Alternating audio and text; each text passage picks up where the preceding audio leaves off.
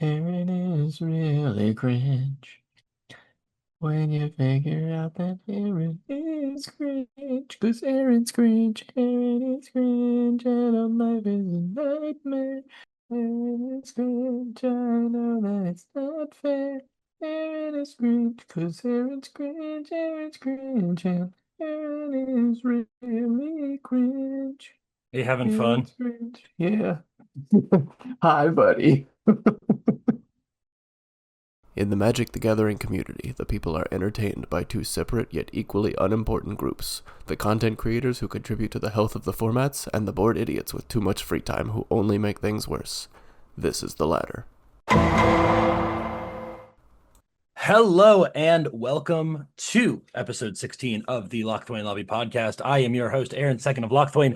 I am joined, as I always am, by my co-host and the strange-looking arcane signet in a monocolored deck. It's Russ, my partner in slime.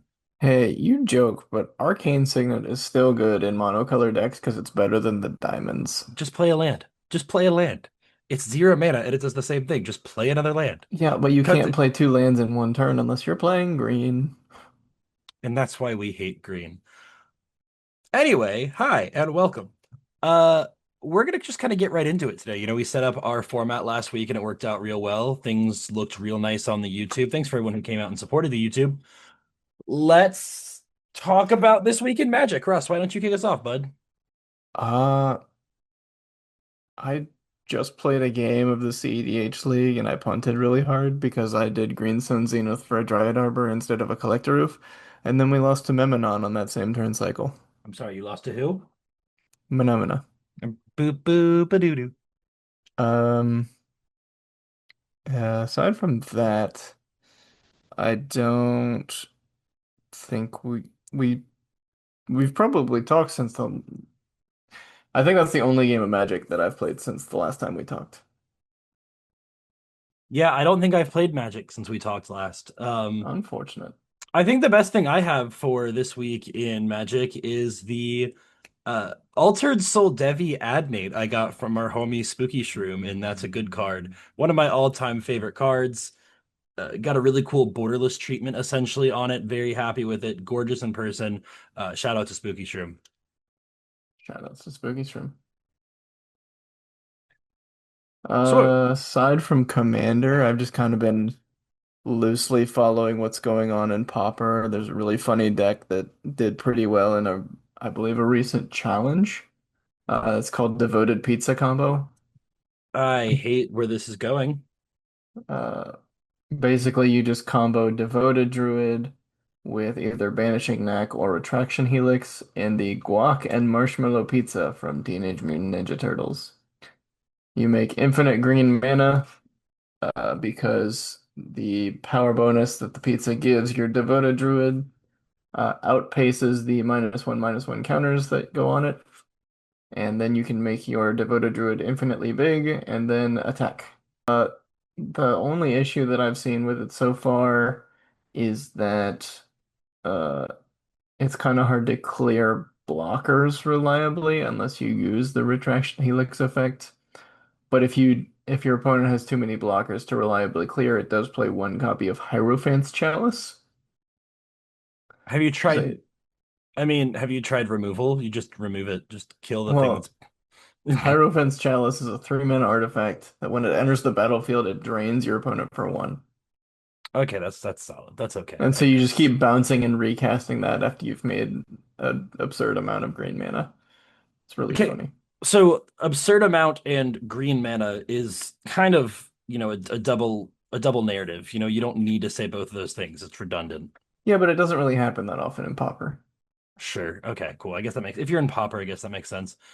Um, I hate Ninja Turtles and I hate pizza and I hate that they're in Magic. And You that's don't hate pizza. Don't lie to me. okay. I love pizza. I hate pizza in my Magic the Gathering.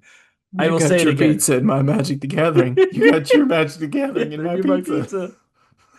I love hot fudge and I love spaghetti. I do not want hot fudge on my spaghetti. Ooh, that sounds kind of good, actually. Shut up. I'm stopping this before we go any farther. What are we doing Wait, you've today, never Russ? had dessert spaghetti before? No, and I don't want to. It's kind What of are like we? breakfast pizza. I'm not letting you segue out of this, Aaron. I'm gonna keep us stuck on the pizza and No, spaghetti and hot fudge. this is the rough, pointless segue. What are we doing today, Russ? Today we are looking at your Basandra deck. You asked me to take notes on it. I refused because I believe you to be the IRS and I am not going to pay taxes. I hate you. God. Yeah, so this is my Basandra Battle Seraph deck. This is a deck that has existed for a while. This is a deck we have talked about before, and this deck is the most recently revived from the chopping block. I started taking this deck apart a little while ago, and then I looked at the stats and I started doing it, and I just could not pull myself to do it. This deck was originally put together as sort of a combat stacks build, and it still has some aspects of that, but it has been reorganized into a pseudo angels pseudo stacks, and I'm interested to see what we can come up with to help make it better. It has a 3 for 12 win rate, which is just about 25%, which is where you want to be, but I'm interested in seeing what more we can do with it. Yeah, right off the bat, I am seeing that you have put in a couple uh fire breathing-esque effects effects that you can pump mana into during combat to get some sort of bonus. I see Soulbright Flamekin, that might have been in there before though. It's been a little bit since we looked at this deck.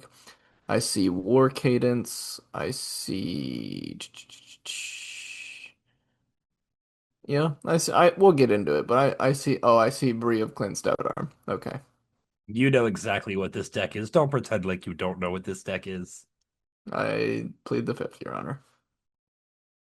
So let's start with like we did last week. Let's go through the things that we like. What do you see in this deck that makes sense to you that you really think feeds the deck? What do you think the basis of this deck is?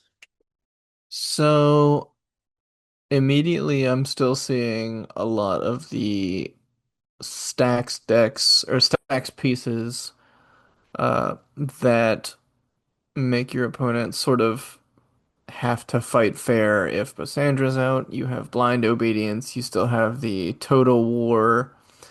I still see Angel's Trumpet. But then I'm seeing some cards that weren't in here before, like the Giver and Mother of Runes. I don't think Benevolent Bodyguard was in here the last time we talked about it. Nope. Drum Bellower definitely was not in this deck the last time we talked about it.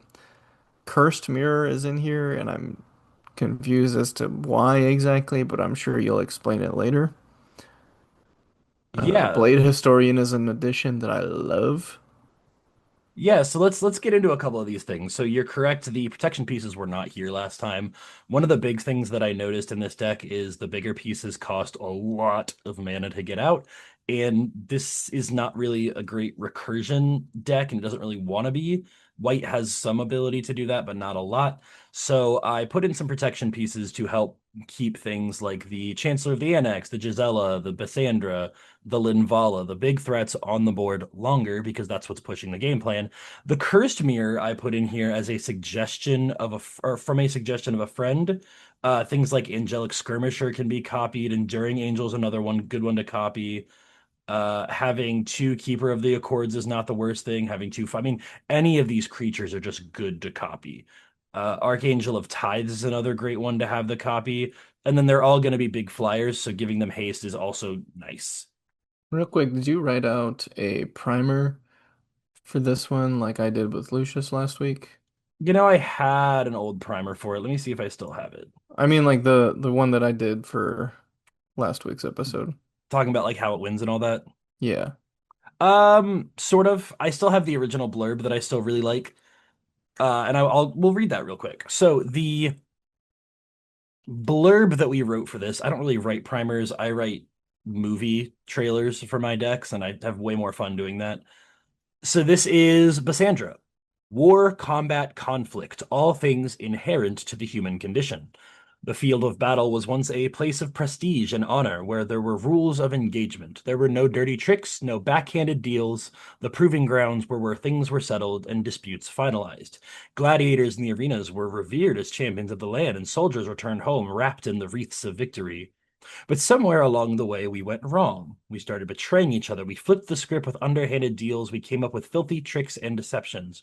We removed honor from the fight, and we turned the battlefield into a disgusting place of deceit and malpractice. Not anymore. Basandra is here to set things right, return law and order to the proving grounds. This is my interpretation of a stacks deck. I will not stop you from playing anything. I will not inhibit your expansion. This deck is built on one very clear deck building restrictions.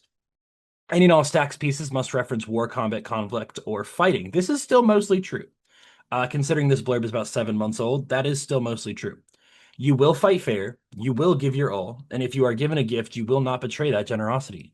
If you broker a deal, it will be upheld in its fullest. The glory of war will be restored. So, in essence, this deck is kind of a mutually assured destruction kind of deck. You break a deal, you betray somebody, you go against what you said, you're going to have everybody coming at you because they're going to be incentivized to do so. Hmm. One thing that I did, it immediately it immediately came to mind when you said, what is it? I will not inhibit your expansion, and I scrolled up, and the first card I saw was Blind Obedience. Now, let's hold on now. I am not inhibiting anything. That doesn't say you can't do anything. It just says, hey, slow down there, bud. Slow down there, Turbo. Nothing, Also, War's Toll, force your opponent to tap all of their lands at once. but you could still tap in response to that and have your full mana pool. I'm not taking away your mana. This is not a drain power. This is not me taking all of the mana that you own. You can tap that. You can use that. Hmm. Chancellor of the Annex. I have no comment. Oh, Archangel of Tides. Archangel of Tides isn't really inhibiting anything. That's like a weaker ghostly prison, to be honest.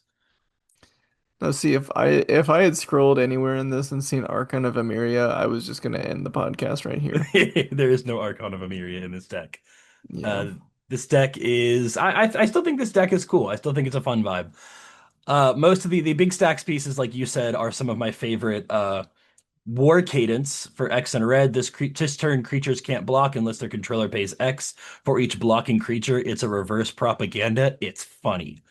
Total War. Whenever any player declares an attacker, destroy all untapped non-wall creatures that player controls that don't attack. Do not destroy creatures the players did not control at the beginning of turn. So basically, anything without summoning sickness that can attack has to attack, otherwise it is destroyed. It's a Season of the Witch effect. Worst Toll, whenever an opponent taps a land for mana, tap all. If a creature an opponent controls attacks, all creatures that opponent controls attack. So that plus Total War does some cool stuff. I think one of my favorite cards in this deck, though, is Defensive Formation, because it breaks the rules of how Magic works. Instead of the attacking player, you choose how creatures attacking you deal combat damage. That That's one just takes your banding with agent. extra steps. That one takes away your agency, and I do like that one. Actually, no, that's just banding with less steps. Um, Before we just started going in a card by card breakdown like we did last time, because people did not seem to feel very receptive to it last time, because we were just kind of reading through the deck one card at a time, very monotonously. Why don't you tell me what the biggest strengths for this deck are? So what situation could you find yourself in that gives you just the strongest possible path? So the strongest possible path for this deck is to kind of take things slow, to be honest. This is a deck that wants to fly under the radar, set up the barriers, set up the armaments, and then attack when ready to attack. And what give us like an example, like two or three other commanders that you would want to play against for this. Honestly, the matchups against the aggro decks have been pretty solid because I can throw out the early pieces to kind of protect each other. That works really well that way. So something Uh, like a Krenko. yeah, Krenko this plays well against. It doesn't really do well against hard control decks, but at bracket two into early three, I'm not really expecting to see a lot of hard control decks. This deck runs a lot of catch-up ramp too, so it kind of wants to be in that end game while setting up early. So it kind of can play anything anywhere. It depends on what I'm up against that makes it stronger or weaker. Okay. Um, so that I guess that kind of ties right into what the weaknesses for this deck are, where you don't do that well into just hard control, even if that's not something that you'll run into at this power level. Yeah, I mean, hard control at bracket two isn't really, well, like a thing that exists. So how Um, would this deck do into something like Pillow Fort? I think it would do okay. Pillow Fort is annoying as it is, but I have things that get rid of it. I've got an austere command in here. Uh, you know, let's see, what else do I have? I do have a decent amount of removal. Stroke of Midnight can get rid of most pieces. Disenchant. I have enough pieces that I can deal with or take out a lot of the pillow control. Sorry, not pillow control, pillow fort. So it can handle itself against pillow fort Okay. because it's really not a combat deck. Like it's not an aggro deck itself. It wants to end the game that way, but it's much more of a politics deck than anything, which is the entire point. Rules for thee and not for me. You mentioned a couple cards. What are some more of like your pet cards? Like something that no matter what these cards stay in. So the Angel of Jubilation stays in because I paid $40 for an Avacyn foil. Okay. That's a non-starter. I like the Benevolent Bodyguard, the Mother, and the Giver of Runes. Those are really nice pieces that do a lot of work for me. Outside of that, the Angelic Skirmisher I've seen do a lot of work. Linvala I've seen do a lot of work. Honestly, the big creature-based stacks pieces are the ones that I do not want to lose because that's the heart of the deck. Are there any other like these cards stay in no matter what, but that outside of like I paid for $50 because of this card. I mean, things like War's Told, Total War, War Cadence, those gotta stay. Okay, so Def anything that follows the war theme needs to stay in. What about linchpins? So this deck at first glance seems to have a very generalized game plan. Like it doesn't put all of its eggs too hard into one basket where if it's one card gets removed, it just falls apart. it's pretty durable, yeah. I notice I don't believe you were running Path and Swords the last time we looked at this. I think I was because I got those specific printings because they are people with weapons. Oh, did Also, you? the Okay. the $21 Path to Exile also does not leave this deck. Can we just for a second talk about how blinged this deck is? Like, however good it is, You've got the Rebecca Gay art. this deck is blinged out, homie. Any Um, card that is drawn by Rebecca Gay, I think is probably safe to say is not coming out of this deck. Things like Soulbright Flamekin and Treasonous Ogre work really well together in this deck. Those are, I wouldn't say those are linchpins, but if I can get those out on an earlier turn, it speeds me up pretty quickly.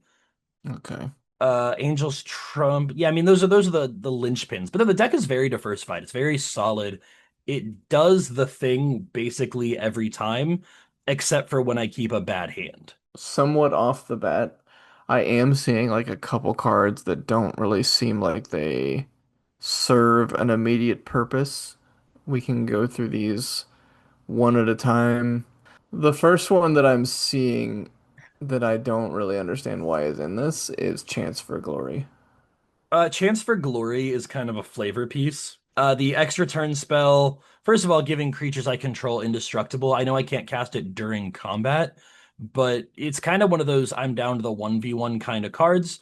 Before I go into combat, my opponent has a big board state. I have a big board state.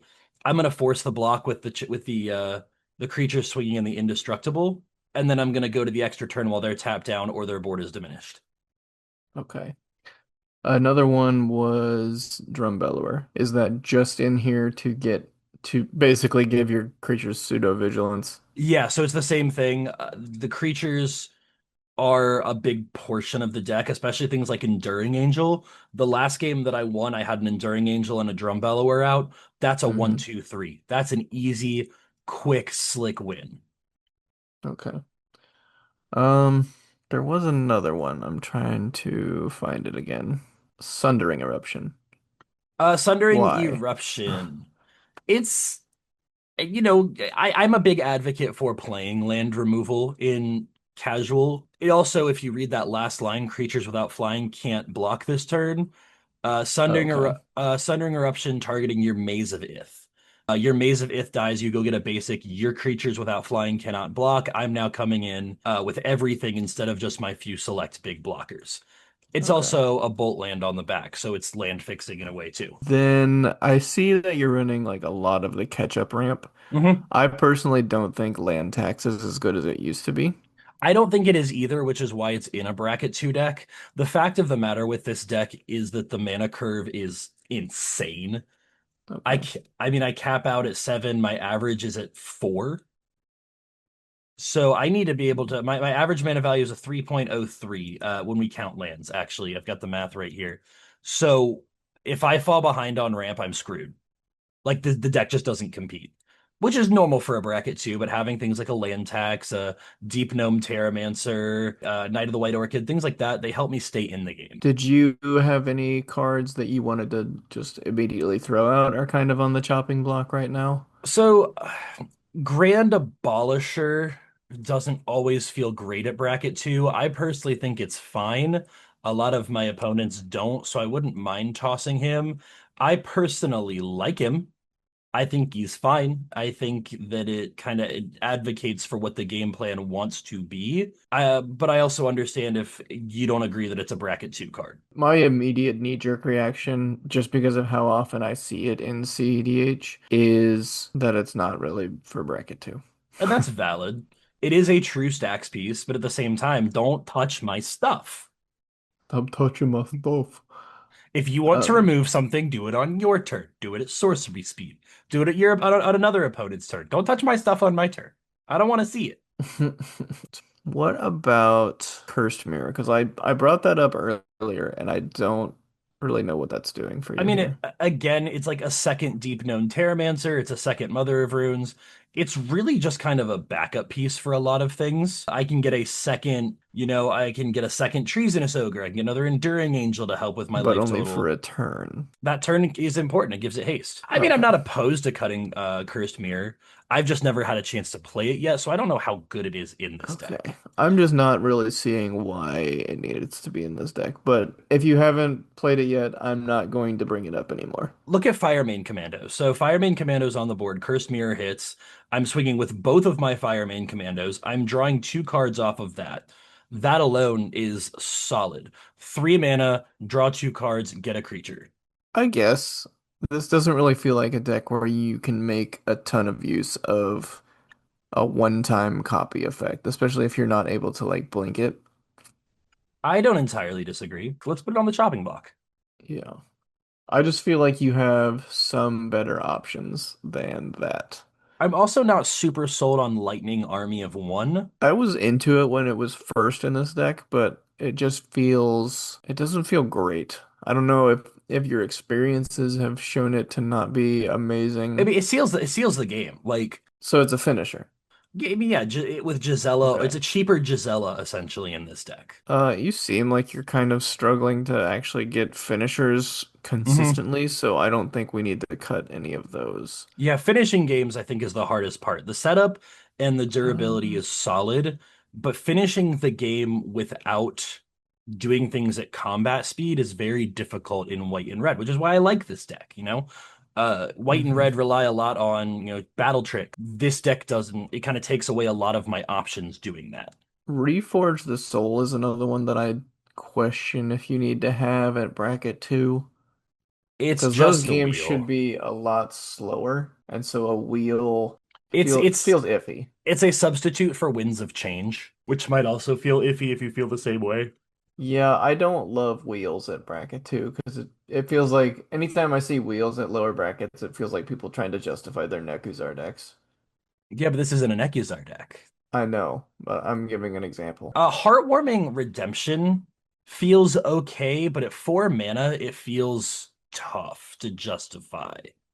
Uh, I think because it's only you drawing the cards, and at the point in the game, because you don't really have a ton of other card draw, like I see Thrill of Possibility, I see Thrilling Discovery, I see these other like incidental draw cards.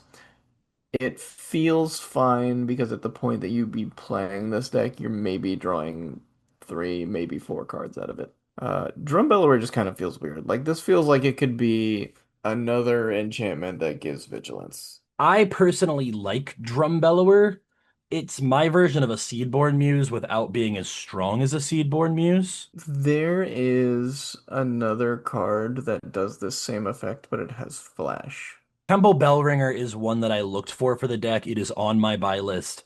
I Okay. cannot find one. Yeah, it's kind of difficult to find because it's just such a good card because it's the same card but with flash. Yeah.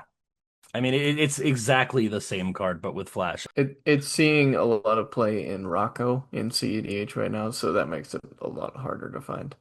Yeah, I feel like we need to find a replacement for Reforge the Soul, whether that's another self wheel like Heartwarming Redemption, or maybe something like a Wheel of Misfortune to go in that Okay. slot. I can definitely see a Wheel of Misfortune going in here.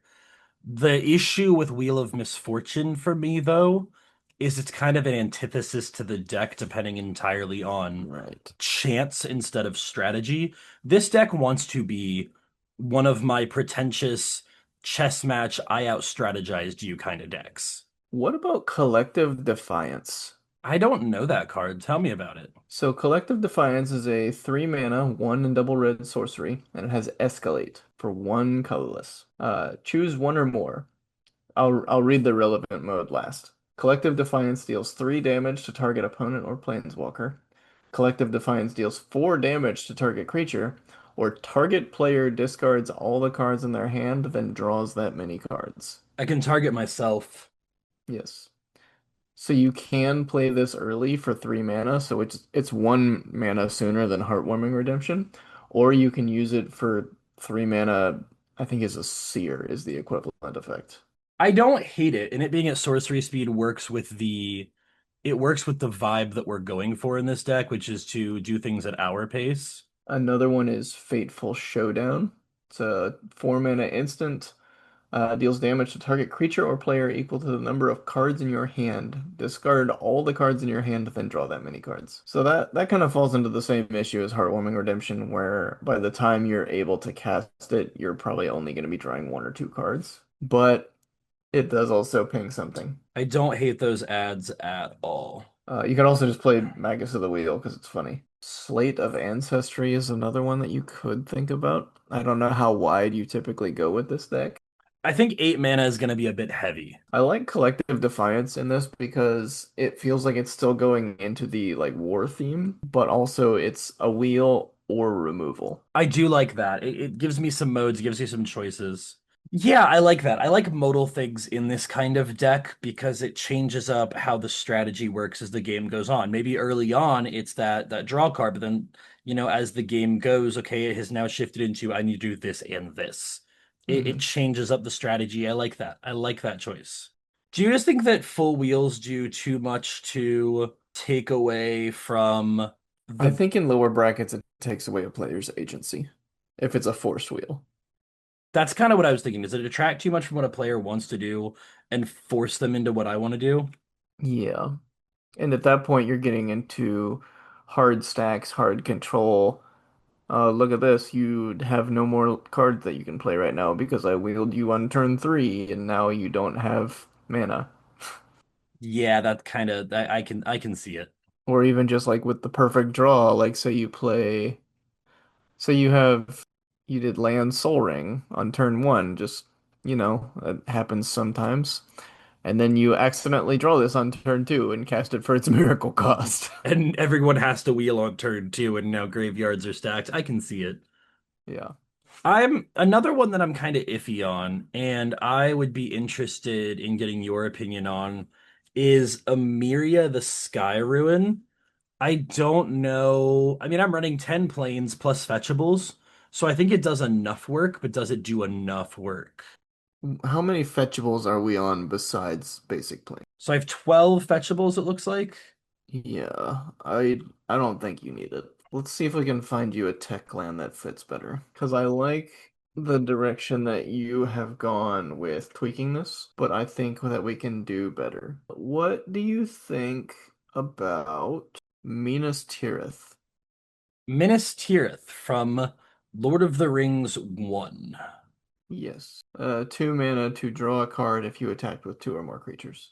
So my issue with that, I'd like my utility lands to have passive effects in this deck because I'm going to need every bit of mana that I can get. So having to tap that to draw my cards isn't going to do great for me. So you just want something that just has a just passive effect. So Emiria the Sky Ruin is just going to kind of already just do the thing. I play Hmm. I have enough planes, which is easy enough to get to with this deck. I've done it once or twice. I can now reanimate my Gisela that got blasted, my Chancellor that got blasted, any of my big stuff that got milled away. I personally think it does enough utility. What do you think we could do to replace land tax? Because Honestly, I let's don't see. really think we need to do much with land tax. I What do think you we think about Curse of Opulence? Curse of Opulence has been tried and removed from the deck. Has it? Okay. Yeah, Curse of Uh, Opulence does not do what I want it to maybe Rite of the Raging Storm. I will always suggest that card. do. Right of the Raging Storm. That's the lightning bolts. Yes, it makes a 5/1 every upkeep that can't attack you. I don't hate it. The issue I have with that is it's going to give opponents some sack fodder or some death trigger fodder, but at bracket two, how much are we You're really really not going doing? to see that often. Exactly. I don't hate the idea. I don't hate the idea of Rite of the Raging Storm. And then maybe Righteous Cause. Tell me what she does. 3 and double white for an enchantment. Whenever a creature attacks, you gain 1 life. Just whenever a creature attacks, Yes, and also the art has a chroma on it. I mean that's good enough for me. This deck is just one that I want to keep working on because it's way out of my Sure. comfort. It's way out of my comfort level. I don't play these terrible colors. I don't play red and white. I'm a blue-black player. This is the antithesis of how I play and who I am. I don't immediately have any other ideas. Blind Obedience feels kind of odd at this power level, but I'm not going to question it if you think it's working for you without being too strong. I think it's fine. Personally, what I think it does is it helps police the table at bracket two. Okay. If someone's playing a goblins deck or an elves deck that's just doing too much, or the artifact player is ramp, ramp, ramp, ramp, ramp, ramp, ramp. It kind of polices the table at bracket two. It controls the table at bracket three, and it's unplayable at bracket four. To me, Blind Obedience is one of those cards that changes its intent depending on where you see it. And then Cursed Mirror was the last one that I think I felt funny about. Cursed Mirror, yeah, I think it's okay. It's not a card that I'm really sold on. It's a cool card, and if we decide to keep it, decide to keep it. But it's just like an okay card. It's one of those that's here because it's a mana rock and it's got a little bit of utility. Right. What do you think about this card is just kind of funny. I don't know if it would really fit in this. What do you think about Grand Melee? Grand Melee. That 3 and a sounds. red for an enchantment. It's very simple. All creatures attack each turn if able. All creatures block each turn if able. My only issue with Grand Melee is it gets rid of the idea of symmetrical effects because this deck wants to look like it's doing symmetrical effects when it's not. Okay. That is a true symmetrical effect, and I don't love that. I like the idea, but it puts me out just as much as it puts me up. I Okay. like I like the first line of text. I don't like the second line of text. Taunt from the Rampart is a card that I've looked at for this. Uh, I have never seen this card before. Aurification. Orification's a good card. It's a solid card. It might fit in this deck. I don't know if there's other art for it. There's not, but it could do something pretty solid for this deck. It's also kind of just a sick looking card. Like I kind of like that art, to be honest. Yeah. What do you think of Taunt from the Rampart? Do you think it's too Taunt from the much? Rampart. Remind me. Goad all creatures you control your opponents control. Creatures your opponent control can't block. Until your next turn, those creatures can't block. Yeah, so goaded creatures cannot block. It it could be very strong if you play it with good timing.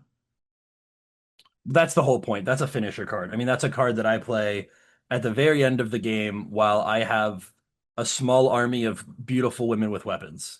How about Spectacular Showdown? I've looked into Spectacular Showdown. I don't dislike Spectacular Showdown. Put a double strike counter on target creature, then go to each creature that had a double strike counter. And then you can overload it. That feels fine. I can give myself something double strike for, I mean, give Basandra double strike. Uh, that's an 8/8 commander every turn with flying. That's pretty good. Yeah, that And then if I overloaded that's like all, a 7 mana finisher, basically. yeah, and if I overloaded all of my stuff, my big beautiful women with weapons, and then Yeah, my opponents can't come at me, I don't hate that either. I feel like that's another good one for the considering pile. Yeah, me too. I've got that in there. Um, so which of the changes do you think you're most likely to make? Honestly, I kind of like all of them. I'm not opposed to any of the suggestions you made. Grand Abolisher not being bracket two, sure, I can see that. I can appreciate that. I don't entirely agree. For me, it's like going up against a Grand Arbiter at bracket two. It's a little annoying, but it's not inherently more powerful in my personal opinion. I know that's a hot take, but at Oddly bracket, enough, you were the only one who brought up Grand Abolisher. I know. But at bracket two with Grand, no, you brought up Grand Abolisher. You didn't bring up Grand Arbiter. You brought up we brought up Grand Abolisher earlier. You brought up Grand Abolisher. I didn't mention it. I mentioned Semantics other and cards. details. What are they doing? Paying attention? Yeah, Gr who does that? No one listens to us. No one cares. Our credibility is lost.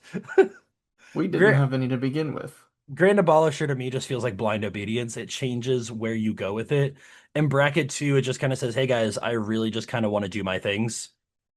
Let Yeah, me just do my thing. Let me take my turn. I'm gonna do this real quick, and then you can do your turn. Grand Abolisher feels to me in bracket two like it's a hey, just don't touch me kind of vibe. yeah. So initial thoughts, Cursed Mirror for Spectacular Showdown. That's what I've got. Land tax for what was the card? Orification. Orification, that's right. Yep. Reforge the Soul for Fateful Showdown. was it Fateful Showdown or was it the one with Escalate? Oh, it's Collective Defiance. Sorry, Collective Defiance. Collective Defiance. Was there another one? I don't think I so. thought we brought up one more card, but I am I think we blanking on it. talked about other cards, but I refuted pretty well. Okay. My only other thought is Flawless Maneuver, but it protects from board wipes. Yeah, so does Guardian of Faith though.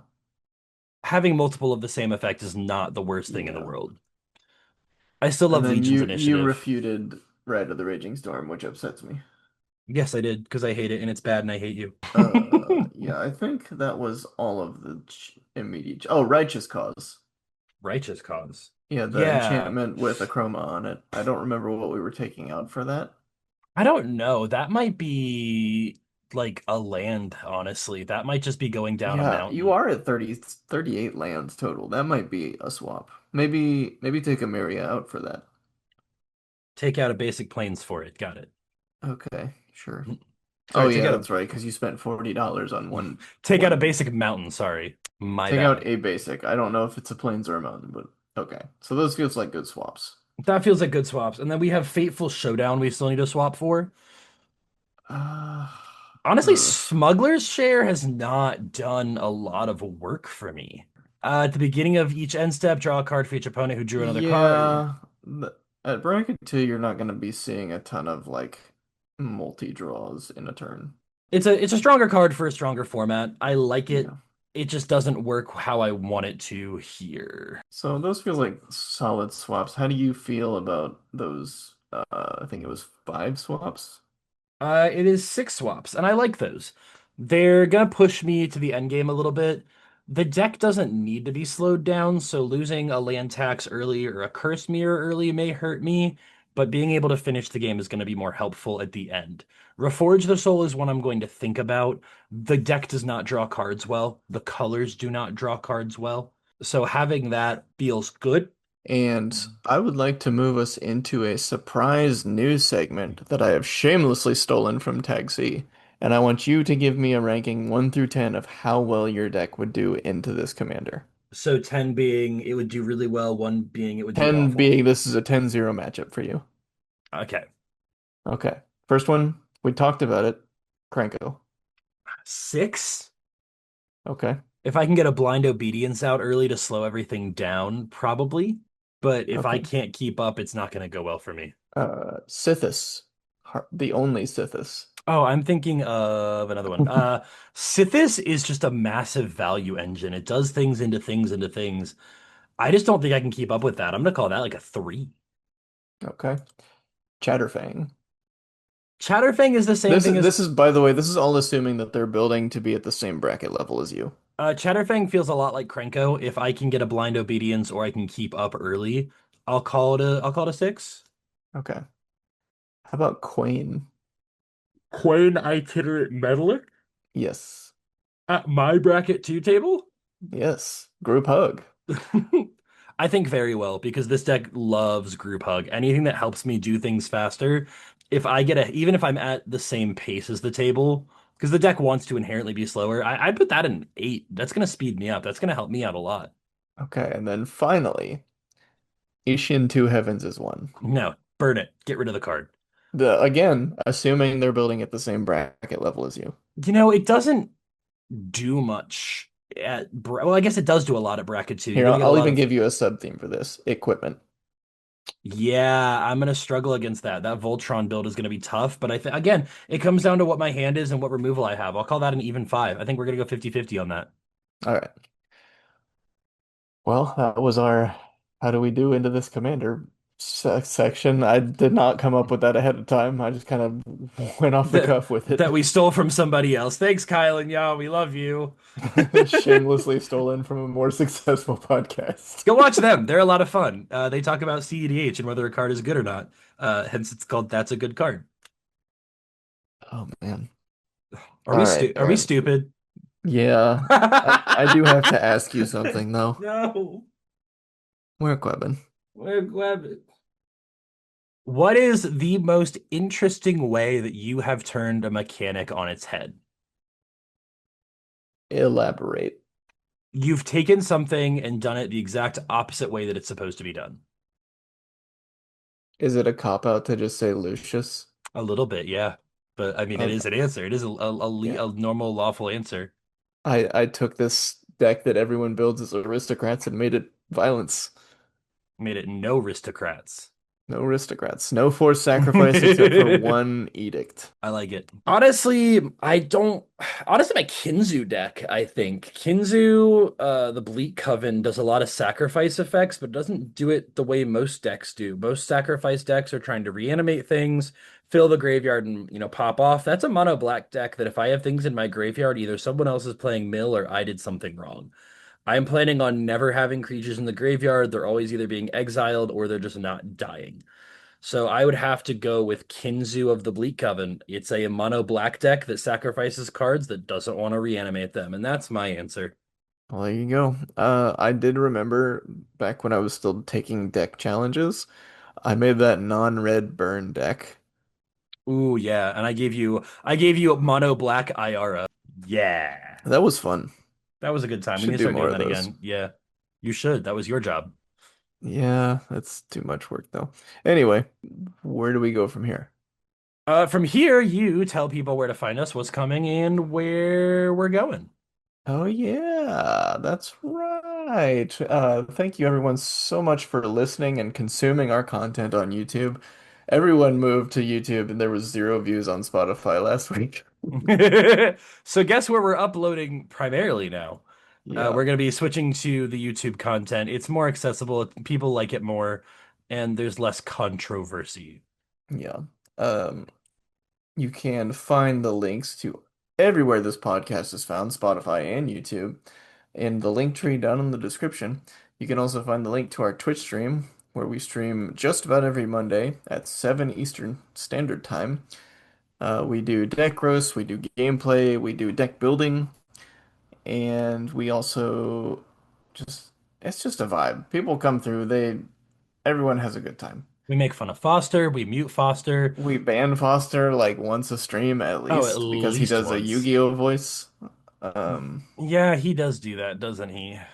you can also find our Discord where you can come through, you can hang out, you can play games with us, you can answer the Quebin, you can watch me make terrible memes every single morning because I've lost control of my life. The bit has now evolved. So what it originally was is I asked the question of the day.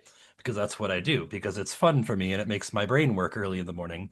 And then Russ joined, and suddenly there were memes prompting me to do the question of the day. Yes. And so this week, when Russ forgot to post a meme, Foster posted a meme about Russ forgetting to post a meme, then me It, waiting on the meme. it's We not that I have, forgot, I was sick. you were, quote, sick. You had an icky tummy. Yeah. I got an hour of sleep on Sunday night because I had food poisoning. Wow, look at me. I'm special. I have food poisoning. Anyway, you can come in there, you can answer the question, you can see my memes, you can post your deck, you can get other people to talk about it. We usually open deck submissions for roasting the first weekend of each month, and that usually gives us enough material to last for 2 streams. So if you want your deck to be roasted, join our Discord and watch out for that link when we post it. As far as where we're gonna be, nowhere until SCGCon Cincinnati in May. SCGCon Cincinnati in May. Thank you for bringing that up. One of our very own, Miss Serena, has qualified for the Cincinnati Regional Championship. So she, Samira, Russ, and myself will all be in town. So if you're one of our friends that listens, or you're one of our listeners that's a friend, try and come out and see us. We'll support Serena. And we are looking into, should we get to that point, potentially sponsoring a pro tour team if Serena can make root for Serena. Come see us, come hang out, come cram games. And that's all I've got, Russ. Yep, I don't have anything else. If you play Pauper and live in the greater Birmingham area, I will be at JC's House of Cards on the 28th of March to play the Pauper event that is happening there. But aside from that, I think we just close out by saying never to forget that the best wins. Are the flavor wins. Thank you so much for joining us tonight. Thank you for listening, and we'll see you next time.